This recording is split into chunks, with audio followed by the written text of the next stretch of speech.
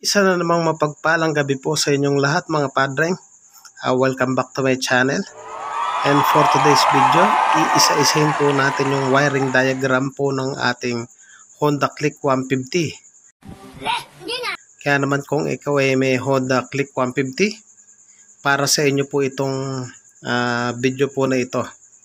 Kaya kung bago ka pa lang sa akin channel, huwag nyo pong kalimutan, pakitulungan nyo po ako padreng, pakisubscribe.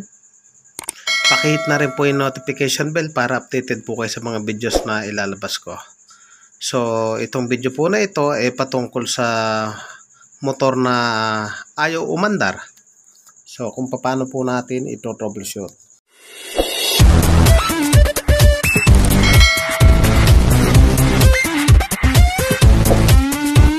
So, syempre, isa-isahin muna po natin. May mga fuse po tayo. Yung fuse ng letter A, backup po yan. Yung fuse ng letter B, main po yan, 25 ampere. So, ibig sabihin ng main, pagputol po yan, wala lahat, blackout. So, letter C, 10 ampere ECU. So, pagputol po yung letter C, hindi po gagana yung ECU. Pagputol naman po yung letter D na fuse, wala po tayong stoplight tsaka yung busina. Pagputol naman yung letter E na fuse, wala po tayong headlight, taillight, tsaka meter panel, signal lights. Yung letter F naman, kapag putol po yung fuse, hindi po gagana yung fuel pump natin, ignition, tsaka yung ating injector. So, halimbawa po yung motor nyo po ayaw umandar. So, syempre, simulan muna po natin sa mga fuse. I-check muna po natin mga fuse na yan, isa-isahin po natin kung okay po sila. Halimbawa, wala naman pong putol yung mga yan, pero ayaw umandar po ng motor, ang gawin po natin, dito muna po tayo sa susian mga padreng. So, sa susian po, ayan, may kulay po tayo na black na may red. So, yung black na may red po na yan, yan po yung pinaka-positive. So, ayan, bumaba siya. Pumunta po siya sa fuse na letter E. So, kung na-check nyo naman mga fuse na hindi siya putol, i-check nyo po itong black na may red. Dapat po may positive supply po yan. So, check nyo lang. Ngayon, kung walang positive supply, possible na nginat-ngat ng daga or nag-corrosion na po yan. Pag inon po natin yung susian, papasukan po yung ating black na wire. Itong black na wire po na yung mga padreng sa Honda, yan po yung ating accessories wire. Ngayon, kung okay po yung ating black red na wire, okay po yung ating accessories wire, pero ayaw pa rin umandar po ng ating motor, i-check nyo po ito, mga padreng. Yung red na may white, papunta po yan ng ECU. Ayan o. Red na may white, pumunta ng ECU. Ayan, papunta rito yan sa ECU. Tanggalin nyo po yung ating ECU. Ito. Sa pag-check po niyan, ayun po yung pinaka-signal po natin eh. So, kapag in-on po natin yung ating susian, magkakaroon po ng signal. Ito, yung red na may white, papunta po dito sa ating yan, ECU.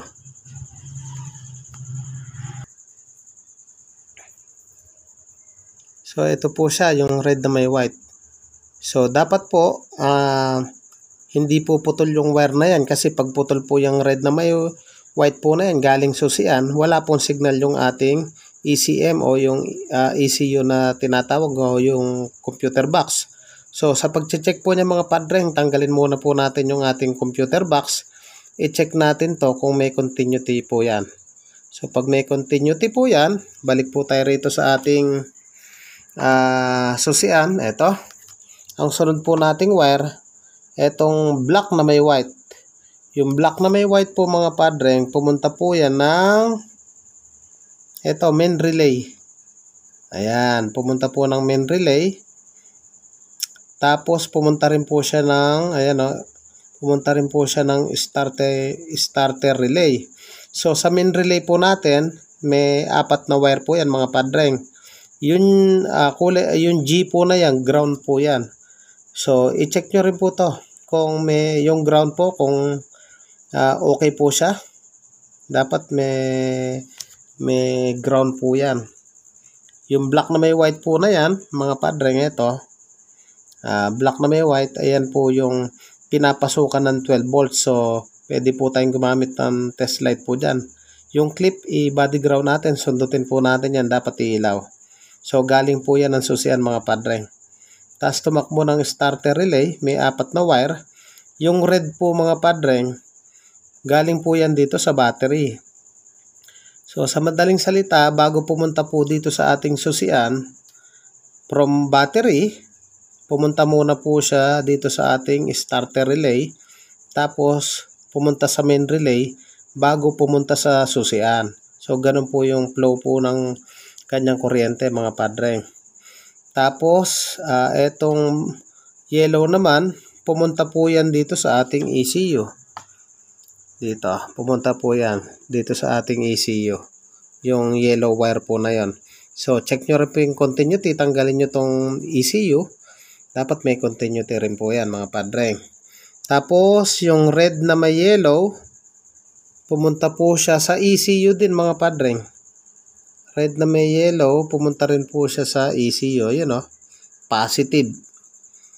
So, yung ECU po natin, mga padreng, eto, meron tayong pinakasakit dito sa dulo. Green tsaka red na may yellow. Yung green, ground po yan. So, dapat napapasukan ng ground. Yung red yellow, papunta po yan dito sa ating relay. So, dapat hindi po putol yung linya niyan at may continuity po yan. So, malinaw po ba tayo doon, mga padreng? So, pag ayaw gumana ng motor, ulitin ko lang po, check nyo po lahat ng fuse. Dapat gumagana. I-check nyo rin po itong susian natin. Eto. Dapat may mga supply po yan. Lahat po yan may supply. Ito po yung pinaka main supply, yung black na may red. Sa main relay po natin, sa kaliwa, dapat may ground po yan. Ito yung pinaka positive supply. Positive po yung dalawa na yan. Starter relay, positive. Ito, ano po siya, pinaka signal po yan, papuntang ECU. Dapat okay po yung ating continuity po yan. So, malinaw po ba tayo dyan, mga padreng? Ngayon, kung ayaw po gumana ng ating motor, pag inon po natin yung ating susian, halimbawa, inon po natin, dapat uugong po itong ating fuel pump. So, dapat, pag inon yung motor, yung susian, dapat uugong to. Halimbawa naman pong walang ugong to, mga padreng, ang una nyo pong i-check dito sa ating fuel pump, ito, yung green na may black. So, negative po yan. Dapat may ground na pumapasok po dyan. Tapos, ito naman pong black na may white, pumunta po siya rito. Ayan, sundan po natin. Ayan. Pumunta po siya rito sa fuse na letter F. Halimbawa, inon nyo po yung susian. Hindi umugong yung ating hindi umugong po itong fuel pump. Ito, hindi umugong. I-check nyo po agad yung ating fuse na letter F. Baka possible po na putol. Ayan, F, ignition pump. So, check nyo po agad. Pag hindi umugong, check nyo yung letter F. Pag okay naman po yung fuse, i-check nyo po. Baka possible po na putol po itong black na may white. So, check nyo po yan kung pinapasukan ng 12 volts. I-check nyo, baka mamaya ang inat-ngat po ng daga yung papunta sa ating fuse. Ngayon, kung okay po itong black na may white, may positive supply, may ground, etong yellow na may white, papunta lang po ito sa panel. Sa fuel, pinaka-fuel gauge. Yung brown na may yellow, papunta po yan dito sa ating ECU, mga padreng. So, i-check nyo rin po yung brown na may yellow po nito. Ito, check nyo rin po itong brown na may yellow. Dapat may continuity po ito. Tanggalin nyo muna yung ECU. Ayan, tanggalin nyo muna po yung ECU bago nyo i-check yung continuity. So, kung okay naman po lahat yun, umuugong naman po. Halimbawa, inon po natin yung ating susian at umuugong naman pero ayaw umandar. Ang susunod po natin, i-check yung ating ignition coil. Halimbawa po, in-electric start natin, walang linalabas na kuryente po rito. I-check po natin yung black na may white. Ito, black na may white. Papunta po yan sa fuse na, papunta po dito yan. So, halimbawa, walang linalabas na kuryente yung ating ignition coil, check nyo po yung fuse na letter F kung putol po yung ating fuse. Kung hindi naman po putol, i-check nyo po yung tong wiring. Ito, yung black na may white, baka nginat-ngat na po ng dagayan papunta sa letter F. So, ganun lang po siya. Tapos, kung pinapasukan naman po ng 12 volts, pero walang kuryente linalabas, check nyo po yung continuity nito, yung yellow na may blue. Papunta naman po dito yan sa ating ECM o yung computer box. Check nyo po yung continuity. So, pag chinek nyo po, tanggalin nyo na muna po ito ating ECM. So, pag wala pa rin linalabas, possible po na dalawa lang yan. Sira yung ECM o sira po yung ating ignition coil. So, kapag may lumalabas naman po na kuryente, takbo naman po tayo dito sa ating exhaust injector. Pansinin nyo po, itong black na may white, pumunta rin po yan dito sa ating fuse na letter F. Halimbawa, hindi po bumubuga ng gasolina yung ating injector, hindi siya bumubuga. Check nyo po yung fuse na letter F. Baka possible po na putol po yan. Kung buo naman po yan, i-check nyo po yung kanyang wire. Baka nginat-ngat po ng daga to. Papunta po din yan sa fuse na letter F. Baka nginat-ngat po ng daga.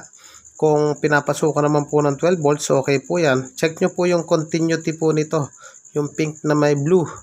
Papunta naman po yan dito sa ating computer box. Check nyo po. Tanggalin nyo muna po yung ating ECM bago nyo po i-check yung ating continuity.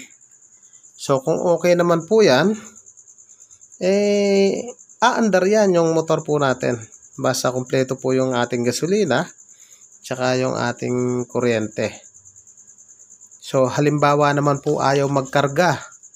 Ayaw po magkarga ng ating motor. Meron po tayo dito na alternator. So, may tatlong wire po yan. Itong ating alternator. Papunta po yan dito. Eto.